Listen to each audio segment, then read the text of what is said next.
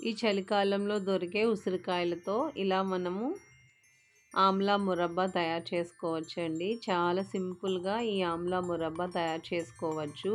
మనకు నచ్చిన ఫ్లేవర్ వేసుకొని తయారు చేసుకోవచ్చండి. ఇక్కడ ఏదైనా మనం మసాలా ఫ్లేవర్ ఇలాచీ, దాల్చిని, లవంగాలు అలా మీకు నచ్చిన ఫ్లేవర్ ఏదైనా వేసుకొని చేసుకోవచ్చు. లేదంటే కొంతమందికి పెప్పర్ ఫ్లేవర్ అంటే చాలా ఇష్టము. డ్రై జింజర్ ఇలా మీకు నచ్చిన ఫ్లేవర్ వేసుకొని ఈ ఆమ్లా మురబ్బా తయారు చేసుకోవచ్చండి. సంవత్సరం అంతా నిలవ ఉంటుంది. ఇప్పుడు ఈ సీజన్‌లో మనకి ఉసిరికాయలు దొరుకుతాయి కదా!